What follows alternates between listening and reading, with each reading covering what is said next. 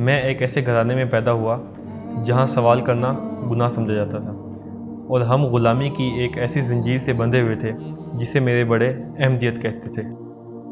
میرا نام کاشف ہے اور ہماری فیملی حیدرآباد سندھ سے بلانگ کرتی ہے۔ میرے خاندان میں سب سے پہلے میرے پردادا نے مرزا قادیانی کے ہاتھ پر بیعت ہو کر قادیانیت اختیار کی اور تب سے ہمارا خاندان قادیانیت پر چلتا آ رہا ہے۔ کچھ سال پہلے میرے والد صاحب کو کینسر ہو گیا تھا، جس وجہ سے ہم ایک محلے سے دوسرے محلے میں شفٹ ہو گئے۔ جو ہمارا سابقہ محلہ تھا وہاں سب قادیانی تھے اور ہمارے رشتہ دار وغیرہ تھے۔ اب جس نئے محلے میں ہم شفٹ ہوئے وہاں شفٹ ہونے کی وجہ یہ تھی کہ اپنے والد صاحب کے علاج پہ ہم نے سارے پیسے لگا دیے، اپنا گھر وغیرہ بیچ کے، اپنے کاروبار ختم کر کے۔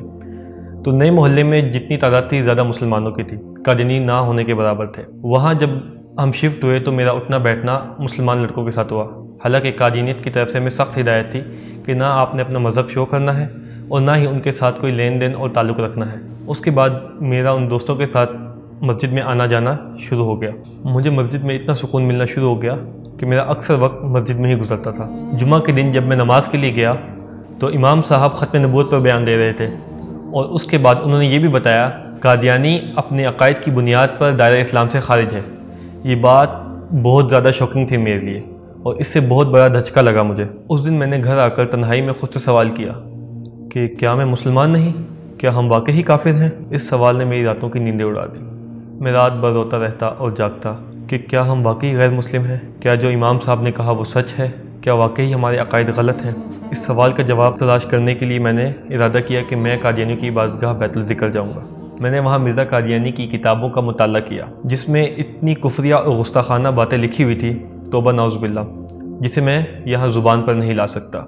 مرزا قادیانی کی کتابیں پڑھنے کے بعد مجھے میرے جواب نہیں ملے، بلکہ میرے ذہن میں قادیانیت کے خلاف کوسچن ریز ہونا شروع ہو گئے۔ میں نے قادیانیت کے عہدیدار جو کہ وہاں کے صدر تھے ان سے رابطہ کیا اور ان سے سوال جاننے کی کوشش کی۔ انہوں نے مجھے ٹالنے کے لیے کہا کہ فلاں مربی سے رابطہ کریں۔ مربی وہ اپنے عالم کو کہتے ہیں۔ میں وہاں کے نامور مربی کے پاس گیا اور ایک بیان کے دوران ان سے سوال کیا۔ انہوں نے مجھے خاموش رہنے کا کہا، لیکن میں نے انہیں کہا کہ میں سب کے سامنے آپ سے جواب چاہتا ہوں۔ وہاں پھر 2-3 لوگوں نے مجھے پکڑ لیا اور زبردستی مجھے ایک کمرے میں بند کر دیا۔ اب مجھے یقین ہو گیا کہ میرے سوالات کے جواب ان میں سے کسی کے پاس نہیں اور میری پریشانی مزید بڑھتی ہی جا رہی تھی۔ میں صحیح فیصلہ نہیں کر پا رہا تھا۔ پھر مجھے ایک خواب آیا جس نے مجھے فیصلہ کرنے میں بہت مدد کی کہ ایک بہت بڑے عالم دین میرا ہاتھ پکڑ کر مجھے لے جاتے ہیں اور میرے ذہن میں اس وقت آتا ہے کہ یہ مجھے آپ علیہ السلام سے ملوانے لے کے جا رہے ہیں۔ اس وقت میری خوشی کی کوئی انتہا نہ تھی اور دیکھتے ہی دیکھتے وہ مجھے ایک جیل میں بند کر دیتے ہیں۔ میں نے ان سے سوال کیا کہ آپ مجھے کیوں یہاں بند کر رہے ہیں؟ آپ تو مجھے آپ علیہ السلام سے ملوانے لے کے جائے تھے۔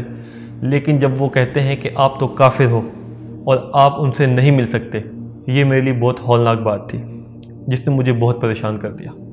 اس کے بعد جب میں خواب سے بیدار ہوا میں نے سب سے پہلا فیصلہ کیا کہ میں نے اسلام قبول کرنا ہے۔ پھر میں اپنے دوستوں کے پاس گیا اور میں نے ان سے کہا کہ زندگی کا کوئی بھروسہ نہیں، میں اسی وقت اسلام قبول کرنا چاہتا ہوں۔ وہ مجھے قریبی مسجد کے امام صاحب کے پاس لے گئے اور وہاں میں نے مرزا قادیانی پر 4 حرف بھیج کر اسلام قبول کر لیا۔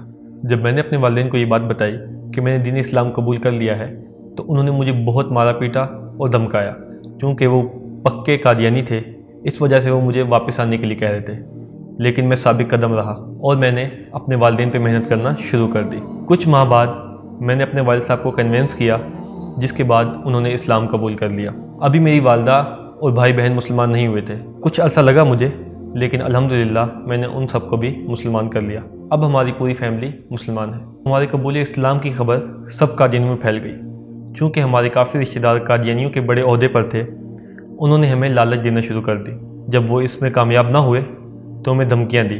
وہ دن ہم نے کس عزیز سے گزارے یہ ہم جانتے ہیں یا ہمارا رب۔ قادیانی مسلسل ہمارا پیچھا کرتے تھے، ہمیں رستوں میں روک کر دھمکیاں دیا کرتے تھے، حتیٰ کہ ایک دفعہ انہوں نے مجھ پر جان لیوا حملہ بھی کیا جس میں اللہ نے مجھے بچا لیا، شاید اسی لیے کہ میں ان کی حقیقت دنیا کے سامنے بیان کر سکوں اور یہ جو اپنا سافٹ امیج پیش کرتے ہیں، لو فار آل ہیٹڈ فار نان، اس سلوگن کا مطلب دنیا کو بتا سکوں۔ ہمیں قادیانیوں نے اتنا تنگ کیا کہ ہمیں اپنا سب کچھ چھوڑ چھاڑ کر حیدرآباد سے پنجاب شفٹ ہونا پڑا۔ ہماری جو جمع پونجی تھی اب وہ بھی نہ رہی۔ گھر کا بڑا ہونے کی وجہ سے گھر کی ذمہ داری مجھ پر تھی اور گھر کا نظام بھی مجھے ہی چلانا تھا۔ میں یہاں نیا تھا، جاب ڈھونڈنے میں بہت دشواری کا سامنا کرنا پڑا۔ کچھ ٹائم بعد مجھے جاب مل گئی جو کہ ایک سیل پرسن کی تھی۔ ٹارگٹ اچیو کرنے پہ ہی سیلری دی جاتی تھی۔ 2 ماہ میں نے وہ کام کیا लेकिन मुझे कोई सैलरी नहीं मिली क्योंकि PR नहीं थी मेरी और मुझे टारगेट पूरा करने में काफ़ी दिक्कत का सामना करना पड़ रहा था।